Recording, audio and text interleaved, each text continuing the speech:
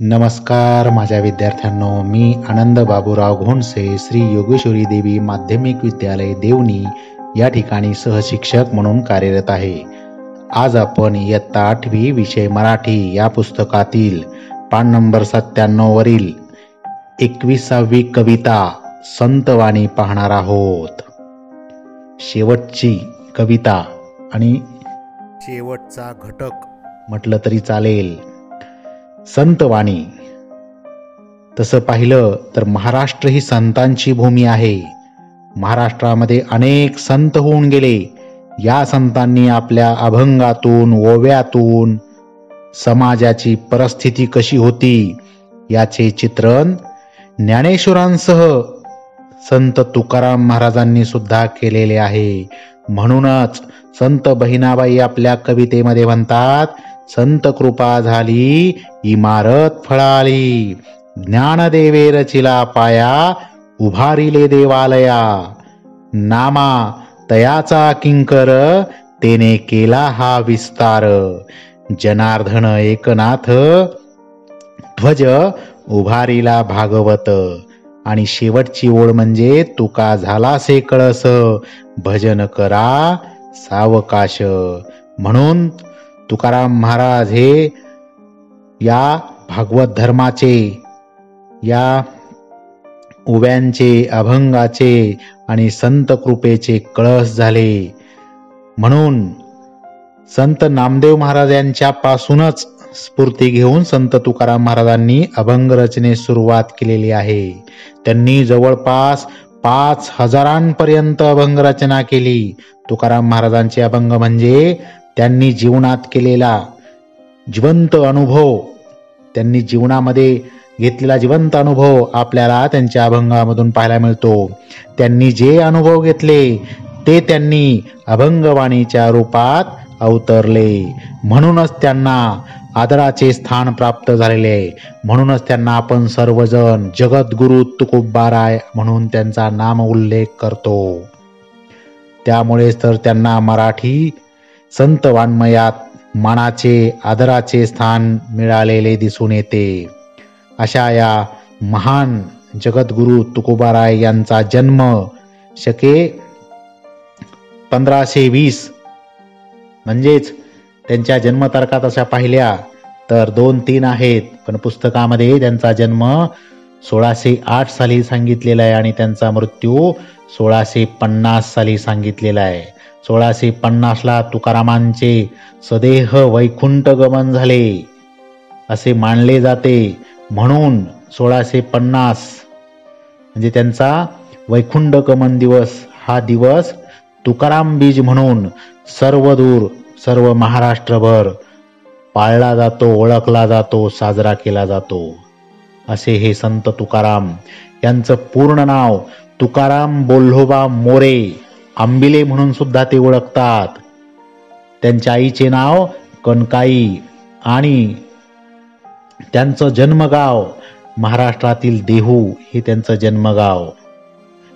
त्यांच्या पत्नीचे नाव आवली आणि त्यांचे पहिले गुरु, त्यांचे गुरु बाबाजी चैतन्य यांच्याच मार्गदर्शनाने, यांच्याच आशीर्वादाने त्यांनी 5000पेक्षा अभंग रचना केलेल्या आहेत. 5000पेक्षाही जास्त अभंगांच्या रचना त्यांच्या हातून झालेल्या आहेत. असे हे संत तुकाराम महाराज. यांचा हा परिचय. संत तुकाराम महाराज वारकरी परंपरेतील श्रेष्ठ संत कवी म्हणून ओळखले जातात. त्यांच्या रचनांमध्ये अध्यात्म, भक्ती आणि व्यवहार यांची सांगड घातलेली दिसून येते. ढोंग, दैववाद, अहंकारी वृत्ती, दुराचार इत्यादींचा परखड समाचार त्यांनी आपल्या अभंगांमधून घेतलेला आहे. त्याचप्रमाणे प्रेम, नैतिकता, करुणा व सर्वांमध्ये ईश्वराचे अस्तित्व ही मूल्ये स्वीकारून आदर्श प्रापंचिक जीवन कसे जगावे याचा उपदेश ते आपल्या अभंगातून करतात. त्यांच्या अभंगातील ओळींना सुभाषितांचे सुद्धा मोल प्राप्त झाले आहे. अशा प्रकारचे हे संत तुकाराम. ज्ञानेश्वरांनंतर जनार्दन स्वामी, संत एकनाथ महाराज, संत नामदेव आणि त्यानंतर संत तुकाराम यांनी भागवत धर्माची पताका सर्वत्र म्हणजे पूर्ण महाराष्ट्राच्या बाहेर सुद्धा फडकवली. भागवत धर्माचा कळस म्हणजेच संत तुकाराम महाराज. त्यांनी बहुजन समाजामध्ये पसरलेली धर्म कर्मकांडाची जळमटे आपल्या कीर्तनाच्या माध्यमातून पुसून टाकण्याचा प्रयत्न केलेला आपल्याला त्यांच्या अभंगातून दिसून येतो. त्यांची अभंगवाणी महाराष्ट्राच्या दऱ्या खोऱ्यात जाऊन पसरलेली आहे. अभंगवाणीतून सत्य धर्माची शिकवण जगाला संत तुकाराम यांनी दिलेली दिसून येते. जाती धर्माची उतरंड त्यांनी आपल्या अभंग रचनेतून मोडीस काढली. त्यांनी आपल्या रसाळ वाणीत अनेक अभंग रचना केलेल्या आहेत. अभंग हे तुकाराम महाराजांचे वैशिष्ट्य होते. जसे वामनांचे श्लोक प्रसिद्ध आहेत, त्याचप्रमाणे ज्ञानेश्वरांच्या ओव्या खूप प्रसिद्ध आहेत. तसे अभंग करावेत ते संत तुकाराम महाराजांनीच. अभंग म्हटलं की संत तुकाराम यांचं नाव आल्याशिवाय राहत नाही. ओवी म्हटलं की ज्ञानेश्वरांचं नाव आणि श्लोक म्हटलं की वामनांचं नाव निघतं. संत तुकारामांचे अभंग म्हणजे भक्ती, ज्ञान, वैराग्य व नीती या विषयांना धरूनच आहेत.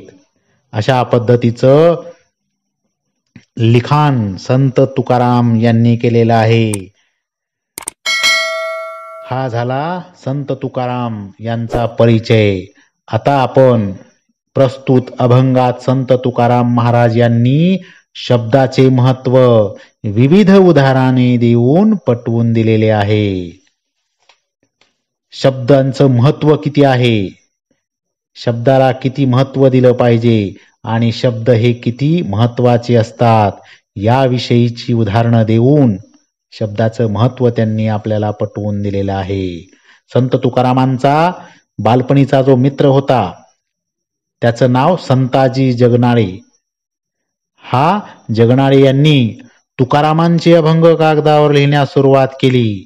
म्हणूनच तुकारामांचे अभंग आज आपल्याला वाचायला, ऐकायला आणि मंदिरांमधून भजन कीर्तनाच्या माध्यमातून आपल्या कानावर पडतात. तुकारामांची गाथा म्हणजे बहुजनांची गीत आहे. सर्वांसाठी, सर्व तळागाळातील लोकांसाठी ही अभंग रचना त्यांच्या खूप प्रेरणादायी आहेत. एक एक ओवी, एक एक अभंग म्हणजे सुभाषित आहे. सुविचारासारखा त्याचा आपण वापर केला पाहिजे. असे हे संत तुकाराम.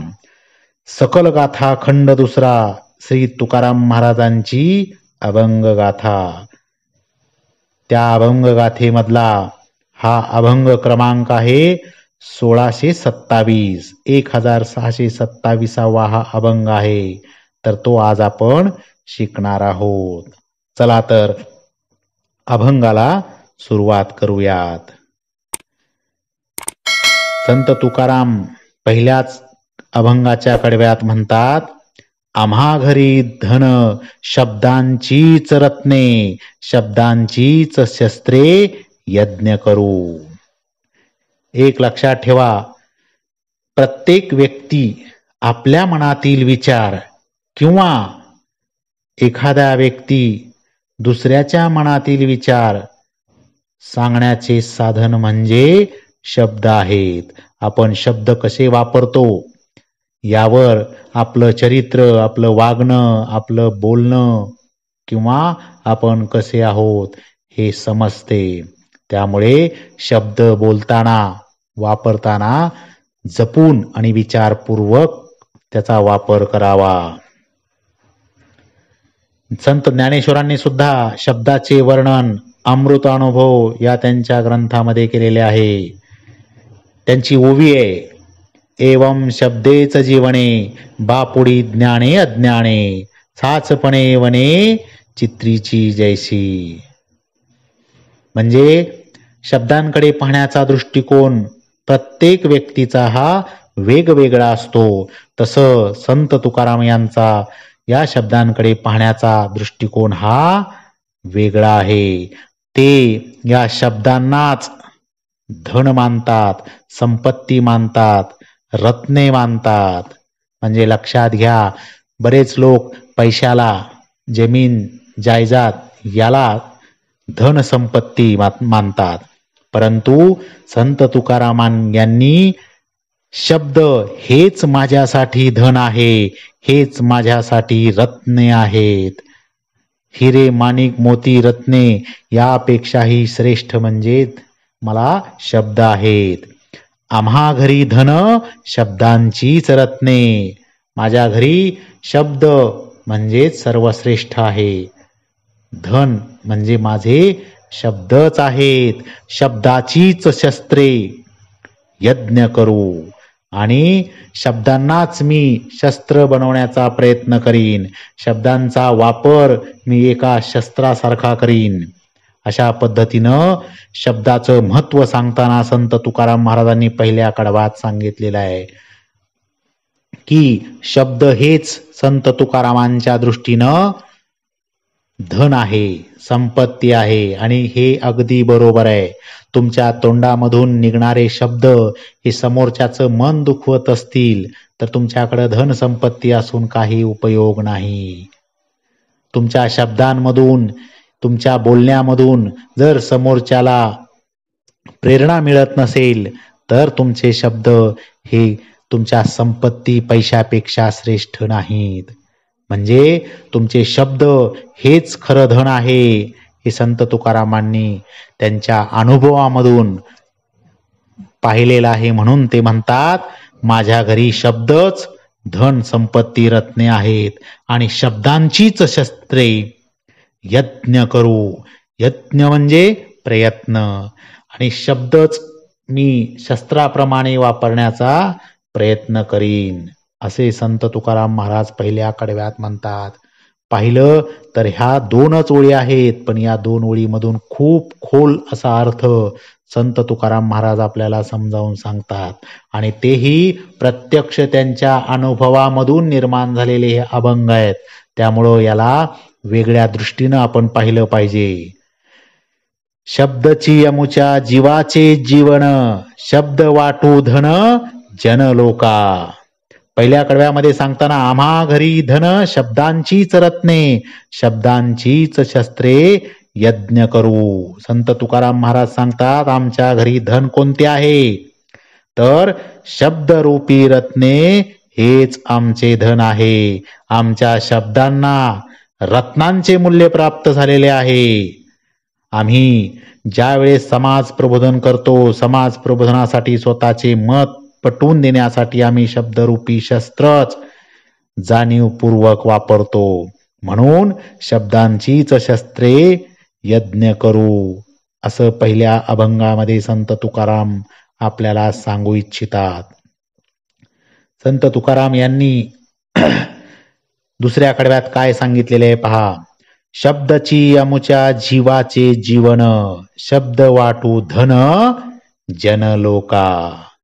दुसऱ्या कडव्यात संत तुकाराम महाराज आपल्याला हे सांगतात की शब्दची अमुच्या जीवाचे जीवन म्हणजे माझे शब्द हेच माझ्यासाठी जीवापाड जीवन जगणारे आहे. जीव माझा प्राण म्हणजेच माझे शब्द आहेत आणि हेच शब्द मी धन म्हणून सर्व लोकांमध्ये वाटणार आहे. अभंगाच्या माध्यमातून, ज्ञान प्रबोधनाच्या माध्यमातून, समाज प्रबोधनाच्या माध्यमातून लोकांना धर्म कर्मकांड या कर्मठ अशा कल्पनेमधून बाहेर काढण्यासाठी किंवा जाती धर्मांची उतरण त्यांनी आपल्या अभंगातून मोडीस काढलेली आहे. कधी समाज प्रबोधनासाठी अत्यंत परखड शब्दांचा वापर करतो तर कधी मृदू शब्दांचा च्या माध्यमातून चर्चा करतो किंवा सर्वांशी बोलतो. शब्द हेच आमच्या जीवनाचे सर्वस्व आहे. शब्द हेच आमचं जीवन आहे. समाजातील लोकांना धन म्हणून आम्ही शब्दच वाटतो आणि शब्दासारखं श्रेष्ठ धन खरंच कोणतं दुसरं नाही हे लक्षात घ्या. आपले शब्द कसे आहेत आणि आपण त्याचा वापर कसा करतो यावरच आपलं कर्तृत्व नेतृत्व दिसून येतं. म्हणून संत तुकाराम महाराज म्हणतात, समाजातील लोकांना धन म्हणून आम्ही शब्दच वाटतो. म्हणजेच शब्दांच्या माध्यमातून अनमोल असा उपदेश करून लोकांचे जीवन आम्ही सुधारतो. म्हणून शब्द वाटू धन जन लोका, शब्दची अमुच्या जीवाचे जीवन, शब्द वाटू धन जन लोका. म्हणून आम्ही शब्दांचीच वाटणी आपण लोकांना करतो. शब्दच सर्वांना आम्ही देत असतो. शब्दांच्या माध्यमातून म्हणजे अभंग, 5,000पेक्षाही अभंग रचना त्यांनी केलेल्या आहेत आणि त्यांचा एक एक अभंग अगदी सोपा, सरळ आणि समजेल अशा भाषेत आहे. त्यांनी जे काही अभंग रचलेले आहेत ते सर्व आदर्श प्रापंचिक जीवन कसे जगावे हाच उपदेश त्यांनी आपल्या अभंगातून दिलेला आहे. प्रेम, नैतिकता, करुणा व सर्वांमध्ये ईश्वराचे अस्तित्व आहे हेच मूल्य त्यांनी रुजवलेलं आहे. ढोंगी, दैववादी, अहंकारी वृत्ती, दुराचार इत्यादींचा परखड समाचार त्यांनी आपल्या अभंगामधून घेतलेला आपल्याला दिसून येतो. लोकांमध्ये जागृती करण्याचं काम त्यांनी केलेलं आहे. म्हणूनच ते म्हणतात, शब्द वाटू धन जन लोका. आणि शेवटच्या कडव्यात तुकाराम महाराज म्हणतात, तुका म्हणे पहा शब्दची हा देव, शब्देची गौरव पूजा करू. तिसऱ्या कडव्यात संत तुकाराम महाराज म्हणतात, माझ्यासाठी शब्द म्हणजेच माझा देव आहे आणि त्याचीच मी पूजा करीन, त्यालाच मी स्मरण करीन, त्यालाच मी नतमस्तक होईन. पहा शब्दची हा देव, शब्देची गौरव पूजा करू. या शब्दांचाच मी गौरव करीन, सन्मान करीन आणि त्याचीच पूजा करीन. त्या शब्दांनाच मी परमेश्वर, ईश्वर आणि माझा विठ्ठल मानीन. शब्द आमच्यासाठी देवस्वरूप आहेत. म्हणून या शब्दांचा मी गौरव व सन्मान करून आम्ही त्याची पूजा करतो.